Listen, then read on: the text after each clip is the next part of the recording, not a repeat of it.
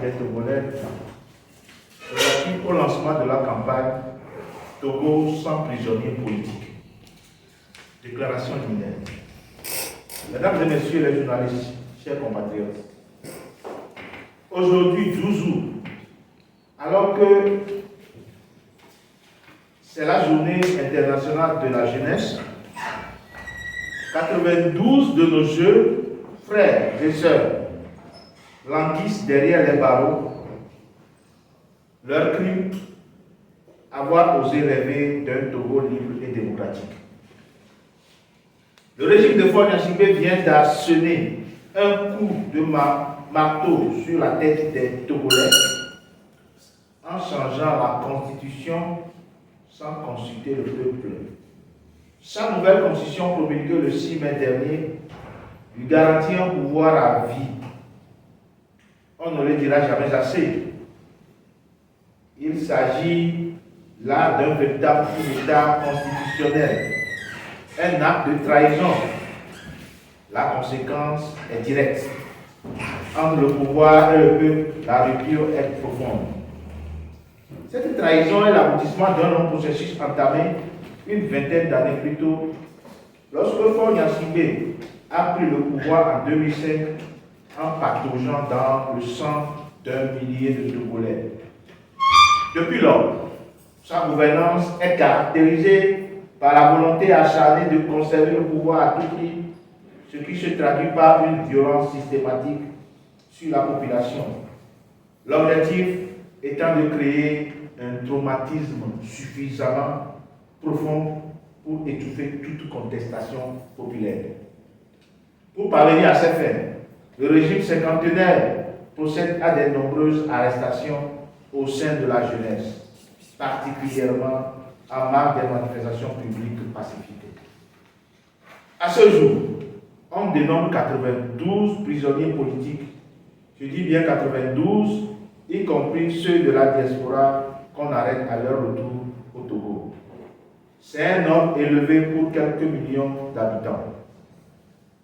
Ils croupissent dans les conditions inhumaines, séparés brutalement de leur famille, confrontés à une promiscuité humiliante et livrés à la maladie. Certains sont dans cette souffrance depuis 2018, un véritable calvaire qu'on leur impose et qu'ils ne méritent pas. Subir 6 ans de détention parce qu'on a défendu l'état de droit, les droits de l'homme, les libertés publiques et la démocratie, c'est une injustice inadmissible et inacceptable. C'est une injustice que nous dénonçons avec énergie. Ils sont en prison parce qu'ils ont défendu notre bien commun, notre liberté. Ils sont en prison parce qu'ils ont donné leur peur, ils ont dominé leur peur et ils ont affronté la dictature pour nous tous dans une manifestation pacifique. Ils sont en prison parce qu'ils se battaient pour le mieux-être de chacun d'entre nous. Le moment est donc venu de nous demander si nous avons tout fait pour nos compagnons de lutte qui sont pris dans les tentacules du pouvoir. Oui, des actions ont été entreprises. Des compatriotes se sont préoccupés de leur sort. Mais est-ce suffisant? À l'évidence, non. Nous pouvons faire encore plus. Nous devons faire beaucoup mieux.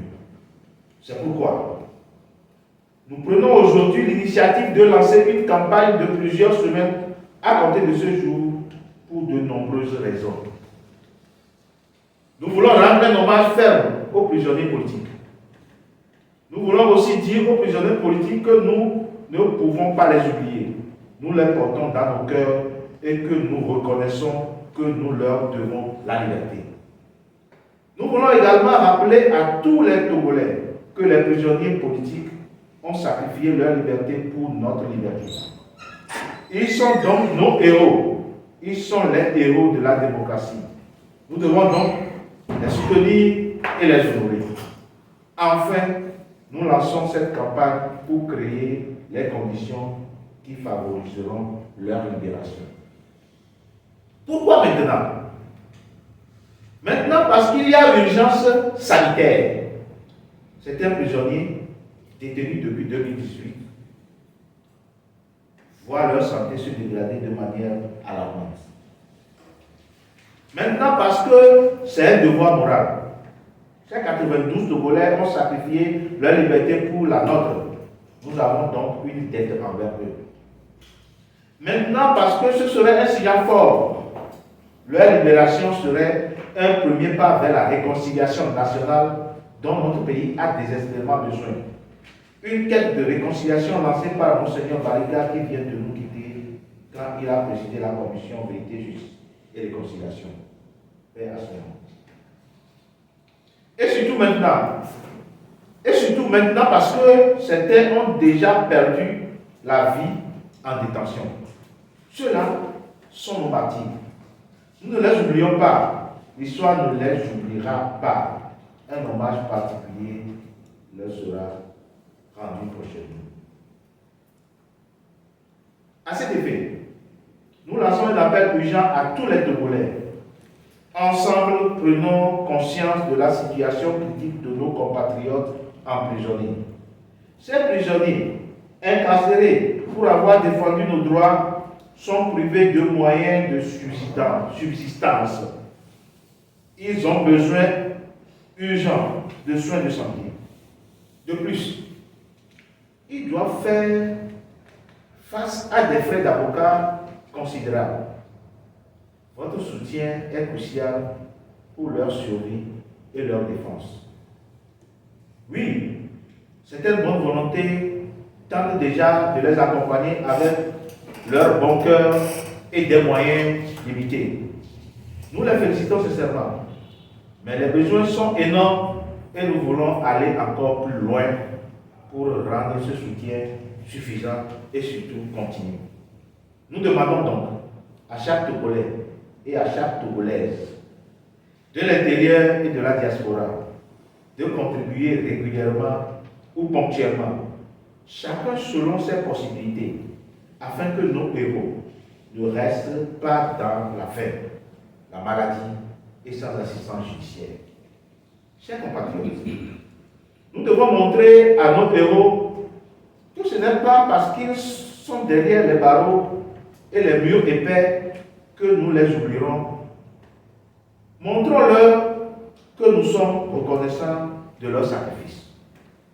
C'est donc pour nous le lieu et le temps de leur apporter, en dehors des soutiens moraux et matériels, les appuis financiers dont ils ont besoin pour leur survie. Que chacun parle avec sa conscience et apporte sa pierre à l'édifice. Les associations des droits de l'homme peuvent guider sur la manière d'aider les prisonniers politiques.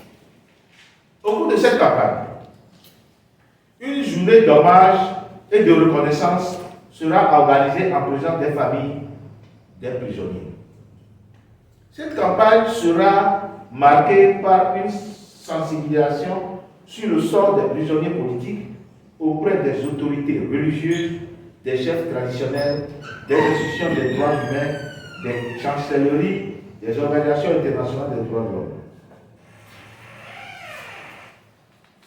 Pour le grand public, une campagne médiatique sera lancée pour sensibiliser nos compatriotes avec des distributions de tracts. Des visites aux prisonniers seront organisées. Une veille de prière sera tenue. Une pétition sera lancée. Des sit-ins pacifiques seront organisés.